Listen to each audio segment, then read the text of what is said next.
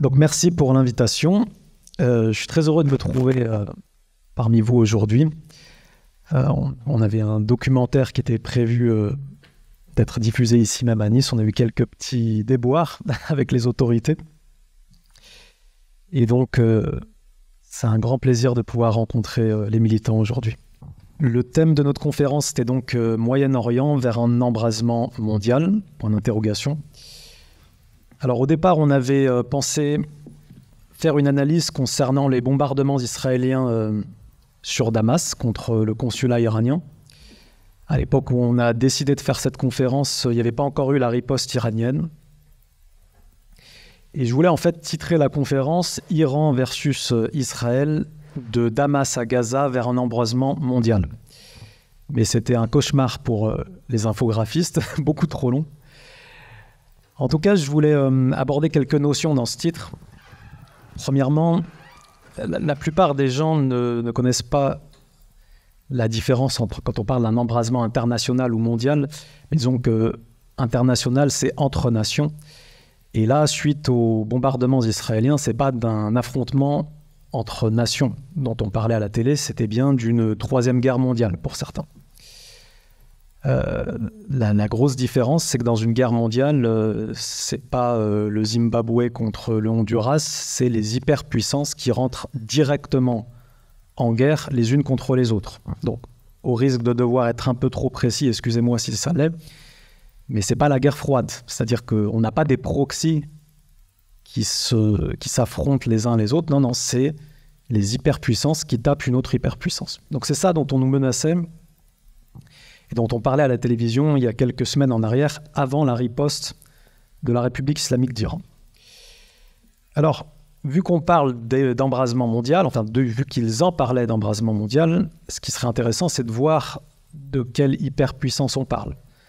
Premièrement, si on parle de la Russie et de la Chine, jamais ces hyperpuissances-là n'ont menacé d'un embrasement mondial. Et ils n'ont pas l'air du tout intéressés pour ça. Et d'ailleurs, même quand on essaye de les y amener, en général, ils refusent cet embrasement mondial. Si on prend l'exemple de la Syrie, la Russie s'est cantonnée à aller frapper Daesh et des groupes terroristes. Elle n'a pas cherché à affronter les États-Unis là-bas. Donc je ne pense pas du tout que cette volonté d'embrasement mondial puisse s'expliquer par les velléités chinoises ou russes. Si on parle des Américains, je ne pense pas non plus qu'il y avait une velléité d'embrasement mondial, notamment pour une question qui concerne l'Iran. Si on regarde les antécédents, lorsque les États-Unis, maudits soient-ils, ont tué le martyr Qasem Soleimani, le chef de la branche Al-Quds, du corps des gardiens de la révolution islamique d'Iran, en 2020, il y a eu en riposte une base militaire qui a été rasée en Irak. Ils avaient menacé qu'ils bombarderaient 52 points en Iran. Ils ne l'ont pas du tout fait. Donc je ne pense pas qu'ils aient envie et qu'ils aient prouvé dans l'histoire récente qu'ils veuillent d'un affrontement mondial avec l'Iran. Et l'Iran n'en veut pas non plus de cet embrasement mondial. Ils l'ont toujours dit et ils ont toujours agi de la sorte. En vérité, le seul acteur qui souhaite, et c'est pas nouveau, c'est depuis 20 ans, le seul acteur qui souhaite que des hyperpuissances rentrent directement en guerre contre l'Iran, c'est l'entité sioniste.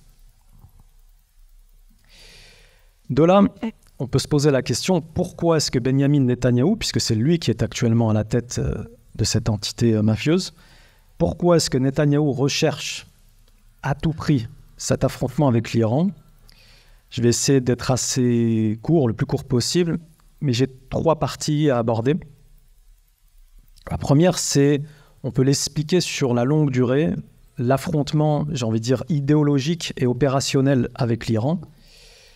Et il faut aussi, pour comprendre le timing, aborder la situation personnelle sur le plan politique de Benyamin Netanyahou depuis quelques mois. Alors premièrement, si on essaye de comprendre d'où vient Benyamin Netanyahou et quelle est la politique qu'il défend, on va faire très simple, pas rentrer dans des grandes explications, mais c'est un acteur du pouvoir israélien qui a toujours refusé, contrairement à certains de ses rivaux d'ailleurs, qui a toujours refusé en tout cas jusqu'à 2009, la possibilité de reconnaître un État palestinien. Contrairement par exemple à Yitzhak Rabin qui avait laissé planer quelques espoirs. Ça, c'était quelque chose de radicalement opposé à la politique de Benjamin Netanyahou. En 2009, il a commencé à ruser un petit peu sur la question. Il a dit qu'il était prêt à reconnaître un État palestinien sous certaines conditions, à savoir qu'ils ne doivent pas avoir d'armée, ils ne doivent pas avoir de contrôle de leur espace aérien. Donc en fait, c'est comme si je vous dis, moi je voudrais d'une tour Eiffel sans fer, je voudrais d'une tour Eiffel en carton. Un État qui n'a pas de territoire, qui n'est pas élu par son peuple, parce que même les élections, il les refuse. Le Hamas a gagné des élections en 2005, en 2006, il refuse la légitimité de ces élections. Et pas de souveraineté territoriale, il n'a pas le contrôle de son espace aérien ni de son espace maritime. En fait, ça ne s'appelle pas un État, ça s'appelle un ghetto. Donc, factuellement, il n'a jamais reconnu la possibilité de pouvoir reconnaître un État palestinien. Et face à ça, il faut comprendre aussi sur la longue durée la politique de l'Iran dans la région. La politique de l'Iran, de manière générale, c'est de soutenir, quoi qu'il en coûte, la souveraineté des peuples. On l'a vu au Liban, ils ont soutenu la Hezbollah se libérer de l'occupation sioniste dans les années 80 et 90. On l'a vu, bien sûr, sur le dossier palestinien, mais on aura l'occasion d'y revenir plus longuement. On l'a vu avec la guerre en Syrie. Le corps des gardiens de la révolution islamique d'Iran et le Hezbollah libanais sont les premiers alliés qui sont venus pour faire respecter la souveraineté du peuple syrien. Et ici, j'aimerais glisser une parenthèse parce qu'on nous dit dictateur, etc. Non. Bachar al-Assad a été élu par son peuple. Il a été élu par son peuple avant la guerre et pendant la guerre. Et cette opposition dont on nous disait qu'elle voulait la démocratie, qu'elle voulait les droits de l'homme, dès qu'il y a eu les premières élections présidentielles en Syrie, ils ont dit « nous, on ne se présente pas ». Nous, on ne se présente pas. Cette opposition démocratique, ils ont dit « on se présentera si vous virez Bachar al-Assad ». C'est-à-dire que le peuple syrien n'a pas le droit d'élire Bachar al-Assad. Je referme cette parenthèse juste pour dire que la position de l'Iran, ce n'était pas d'aller défendre un allié indéfectible pour ses intérêts. Non, ça a été d'aller défendre la souveraineté du peuple syrien. Et ce peuple syrien, c'est ce même peuple dont tous nos médias ont caché, ont fermé les yeux et ont détourné nos regards si on voulait voir combien il y avait de manifestants dans les rues en Syrie. Moi, j'y habitais à cette époque-là, pour être clair. Donc, on avait quelques centaines de personnes dans le pays qui manifestaient contre Bachar al-Assad et je peux vous dire que j'ai vu de mes yeux des centaines de milliers de personnes sortir dans la rue pour soutenir Bachar al-Assad. Et ça, on n'en parlait pas dans les médias occidentaux. Je ferme la parenthèse. L'Iran, sa position, ça a été d'aller défendre la souveraineté du peuple syrien. D'abord et avant tout. Contre une tentative de renversement mise en place par l'autre. En ce qui concerne la Palestine, la position de l'Iran est très claire. C'est que sur un certain nombre de thématiques, le choix doit revenir aux Palestiniens. Je vais vous donner un exemple. Très récemment, on a posé la question, en tout cas la thématique a été abordée par le guide de la révolution islamique d'Iran. Est-ce que les Juifs resteront en Palestine ou pas ?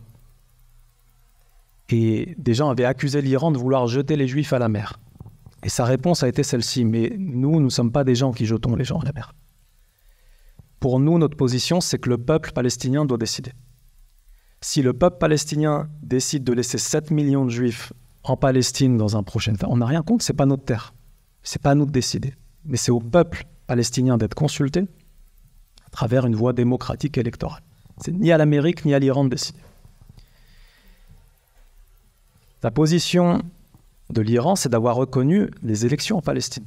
En 2005, en 2006, les gens qui ont gagné des élections, c'est le Hamas face au Fatah. Aujourd'hui, on vous fait croire de partout que s'il pouvait y avoir un représentant acceptable, légitime pour le peuple palestinien, ça devrait être le Fatah.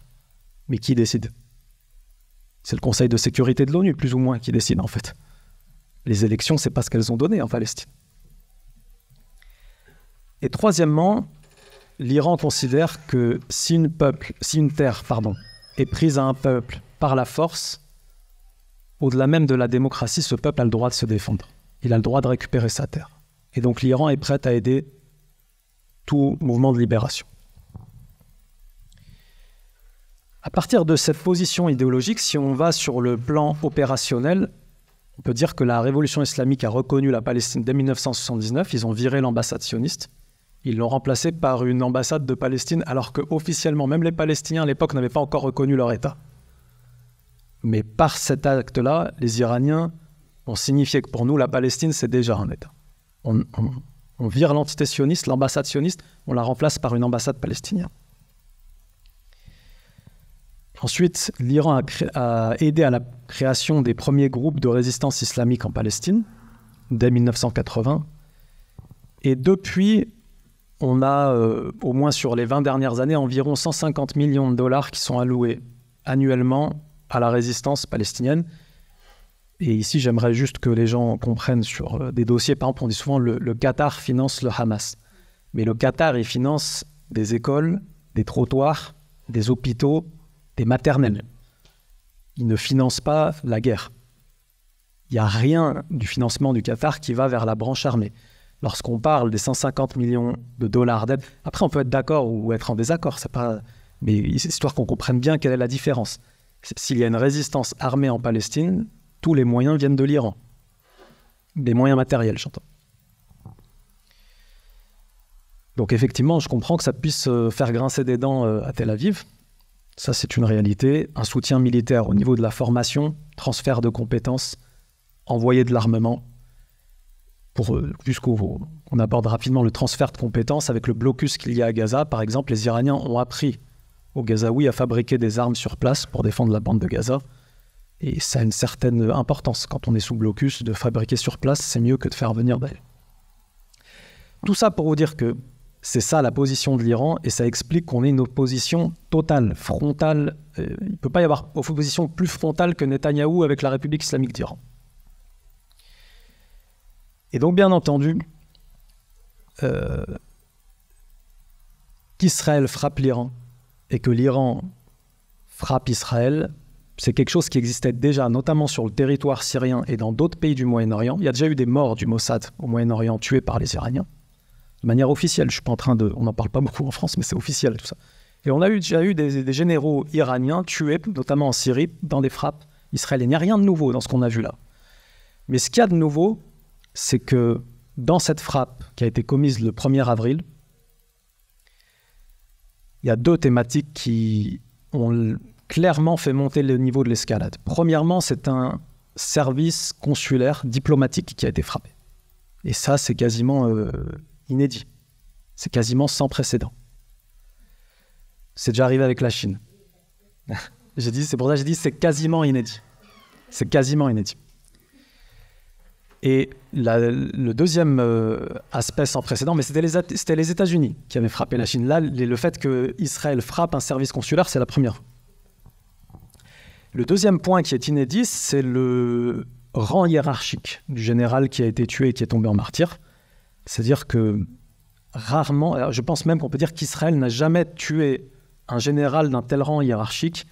Le seul qui a été tué, peut-être qui est d'un rang hiérarchique supérieur, c'était Qassem Soleimani, mais c'était les Américains qui l'avaient tué, c'était pas les Israéliens. Et donc, en menant une telle opération, n'ayez aucun doute, Benyamin Netanyahou et son service de bras cassés, ils savaient qu'il allait avoir une riposte iranienne, ils le savaient. Et ils la voulaient, la riposte iranienne. Ou alors, c'est les gens les plus naïfs du monde, ce que je ne crois pas. Maintenant, pourquoi ce timing ? Il faut comprendre que Netanyahou, qui est donc le numéro 1 du pouvoir israélien, avant même le 7 octobre, il a été dans une situation extrêmement compliquée. Il a été mêlé depuis 2020 dans diverses affaires de corruption, traînées en justice. Il doit être entendu. Il a réussi à différentes reprises, en étant au pouvoir, à retarder le procès, notamment par les mesures anti-Covid, confinement, etc. Il a réussi à retarder le procès. Ensuite, sur des raisons beaucoup plus opaques, il a réussi à retarder son procès. Mais une fois que l'opposition est arrivée au pouvoir, ils ont réussi à déclencher le procès. Maintenant, c'est parti. Il a essayé plusieurs stratégies vis-à-vis de ça. Il a essayé première fois de prendre une immunité parlementaire, de faire voter une immunité parlementaire. Ça a créé un scandale dans l'entité sioniste, et lui-même a retiré le projet parce qu'il a eu peur que ça lui porte préjudice dans les élections qui arrivaient. Il a dit c'est préférable qu'on laisse tomber l'affaire, ça va faire un scandale. Ensuite, vient cette affaire de la réforme de la justice. Très rapidement, pour que vous compreniez, ce qu'il voulait, c'était enlever à la justice le droit de veto qu'elle a vis-à-vis des mesures prises par le gouvernement israélien, notamment des mesures d'urgence, des mesures d'exception. La justice israélienne a un droit de veto vis-à-vis de ça.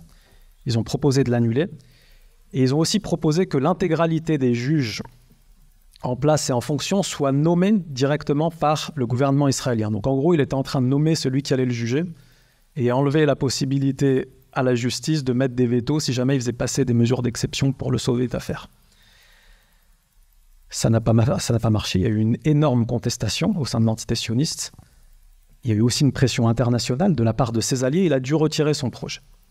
C'est dans ce contexte qu'arrive le 7 octobre. Et le 7 octobre, tout le monde est d'accord pour dire que c'est le plus grand échec sécuritaire de l'histoire des Israéliens dans les 50 dernières années. Le plus grand échec d'un point de vue du renseignement, d'un point de vue opérationnel pour bloquer les combattants qui ont passé la frontière, c'est l'échec total. Et ici, je pense que beaucoup de gens ne comprennent pas ce que ça implique. J'essaie de faire un parallèle avec la France, mais Netanyahou, c'est le conservateur sécuritaire par excellence. C'est-à-dire que toute sa politique est basée sur le fait d'aller chercher un électorat en disant « il faut qu'on augmente, il y a trop de risques sécuritaires, soyons durs ». C'est comme si en France, je vais faire un parallèle, vous aviez un parti politique qui est à fond sur la sécurité. Historiquement, c'est le FN en France, qui dit il y a des problèmes sécuritaires, nous devons résoudre ça. Il passe au pouvoir, il reste 10-15 ans, et au bout de 10-15 ans, on a plus de dealers, plus d'agressions, plus de terrorisme. Bon, c'est l'échec total. C'est son thème de campagne numéro 1. Et c'est lui qui connaît le plus grand échec. À partir du 7 octobre, c'est la dégringolade dans les sondages totale. Aujourd'hui, le peuple israélien veut le remplacer. Et si on n'était pas en guerre, il est possible qu'il y aurait des élections anticipées pour le virer. Ce qui le maintient, c'est cet état de guerre actuel. Malgré ça, il a essayé de faire un génocide. Sur le plan militaire, il n'obtient aucun de ses objectifs. Il allait à Gaza en disant libérer des prisonniers par la force, par des opérations spéciales, et pour éliminer le Hamas. Après un génocide de 35 000 morts, 6 mois, le Hamas est toujours là. Et ils ont libéré aucun prisonnier des mains du Hamas. Les quelques prisonniers qu'ils ont libérés, ce sont des petits groupes qui détenaient ces prisonniers. Mais des mains du Hamas, ils en ont libéré aucun, par la force. Échec encore plus grand. Et aujourd'hui, il se trouve dans une situation où, même par la guerre, sa popularité est au plus bas. Il y a des pressions de l'administration américaine qui vont arriver, parce qu'on va avoir les élections au mois de novembre, et Biden et son équipe vont probablement chercher à sortir grandi en ayant imposé un cessez-le-feu. Donc il lui fallait trouver une nouvelle menace sur le plan sécuritaire, pour dire encore, si on a une menace plus grande, il vous faut un homme dur comme moi. Et c'est probablement dans ce contexte qu'il a mené cette frappe, pour essayer, non pas de mener une guerre mondiale avec l'Iran. Israël, c'est 7 millions d'habitants. C'est ce que je disais avec je ne sais plus qui, là. C'est la moitié de l'Île-de-France. Hein. C'est la moitié de l'Île-de-France, Israël. Israël ne peut pas mener une guerre contre l'Iran, à elle toute seule. La seule chose qui peut exister dans la région, c'est une guerre des États-Unis contre l'Iran, à laquelle participe Israël à côté, en mettant des petits coups à droite à gauche. Mais il ne peut pas y avoir de guerre entre l'Iran et Israël. Et donc, par ce coup, je pense que Benyamin Netanyahou a tenté d'embarquer avec lui les États-Unis d'Amérique, peut-être l'OTAN de manière générale, pour se sortir d'une affaire personnelle, j'ai envie de dire, qui n'est même pas dans l'intérêt du peuple israélien. La riposte de l'Iran, vous l'avez vu, environ 250-300 drones qui ont été envoyés, qui étaient là pour saturer la défense antiaérienne israélienne, et quelques missiles hypersoniques qui sont partis et eux qui ont frappé, qui ont touché leur cible, 3 bases aériennes. Je vais essayer de conclure là-dessus. Quand on se demande est-ce qu'il y aura un embrasement mondial avec ce qu'on est en train de voir, déjà si on parle d'embrasement international, la question est mauvaise. On est en retard. Il y a déjà un embrasement international. Le Liban est impliqué dans ce conflit. L'Irak, la résistance islamique d'Irak est impliquée. Le Yémen est impliqué, donc ça a déjà dépassé les frontières de Gaza et de la Palestine. Les États-Unis sont impliqués, la Grande-Bretagne sont impliqués. Et j'irais même jusqu'à dire que c'est plus grave que ça, parce qu'on pourrait nous dire que ce n'est pas un affrontement inter-État, donc international. Lorsqu'on frappe le Liban, c'est le Hezbollah qu'on frappe. Lorsqu'on frappe le Yémen, c'est Ansarullah. Ce n'est pas l'État qu'on frappe. Mais il y a la Syrie. Il y a la Syrie. La Syrie est frappée dans des infrastructures étatiques. C'est l'État syrien qui est frappé. Donc il s'agit bien déjà d'un affrontement international. Et ceux qui nous disent, est-ce qu'on pourrait y aller? Non, vous êtes en retard. Ça fait 6 mois qu'il y a un embrasement international. Maintenant, mondial, un embrasement mondial d'hyperpuissance, je n'y crois pas parce qu'on a vu là que l'Iran a riposté et les États-Unis ne sont pas prêts à rentrer dans la danse. Parce qu'ils ont une idée de ce que ça implique, un affrontement avec l'Iran. Je terminerai donc là-dessus en disant que cette nouvelle tentative, est-ce qu'un risque d'embrasement mondial existe? Parce qu'on a des fous de ce genre au pouvoir, dans le pouvoir israélien. Et heureusement que les États-Unis n'ont pas embrayé le pas pour l'instant et qu'il y a un rapport de force qui installe une dissuasion pour l'instant. L'axe de la résistance, l'Iran font trop peur pour qu'il y ait un embrasement de ce type. Mais il va vraiment falloir se demander si les Israéliens ont intérêt à garder un tel fou au pouvoir. Il peut faire exploser la planète. On parle d'une puissance atomique qui demande à d'autres puissances atomiques de déclencher des conflits. Heureusement pour l'instant, ce sera ma conclusion, heureusement pour l'instant, les hyperpuissances ne sont pas rentrées dans ce jeu-là. Et donc, il y a, à mon avis, beaucoup plus de chances qu'on aille vers un isolement de Netanyahou. Sur la scène intérieure, il est déjà au plus bas. Et même sur le plan international, je pense que les États-Unis ne l'ont pas suivi et je me demande jusqu'où ils le suivront. Moi, je parierais plutôt là-dessus, un isolement de Netanyahou. Et mon message de la fin, c'est que, du coup, dans la guerre de Gaza qui a lieu actuellement, je pense qu'on commence à voir vraiment les prémices d'une victoire éclatante pour la Palestine. Une victoire éclatante, ce que j'entends par là, histoire qu'on se comprenne très bien et très vite, c'est pas qui tuera le plus de civils. À ce jeu-là, à ce jeu terroriste-là, Netanyahou a gagné depuis longtemps. Si c'est de compter le nombre de morts qu'on fait, c'est lui le champion du monde. Et il n'y a pas de rival, il n'y aura personne sur le podium à côté de lui. Mais si on parle de remplir des objectifs stratégiques militaires, alors la Palestine et Gaza est en train de gagner. Gaza est en train de gagner. Les Israéliens ne contrôlent pas la bande de Gaza. Le Hamas, en 6 mois, ils n'ont pas réussi à y mettre fin. Et je pense que du coup, d'un point de vue stratégique, la victoire se dessine. Mais il faut absolument qu'on sorte de cette logique de croire tous les médias mensonges et cette propagande et de se dire qu'on n'a pas de rôle à jouer et que la défaite est assurée. Non, non, je pense que la victoire est quasiment assurée et que nous tous, nous devons avoir un rôle à jouer là-dedans, à chacun de trouver le sien. À chacun de trouver le sien. Mais ne doutez pas que la victoire nous est promise et j'appellerai chacun à agir en conséquence, à prendre position, la conduite selon son milieu, ses capacités, en tractant, en allant à une manifestation et surtout en diffusant l'information dans vos familles, vos proches. Je vous remercie de m'avoir écouté, d'avoir été patient. Et toute louange revient à Dieu, Seigneur béni.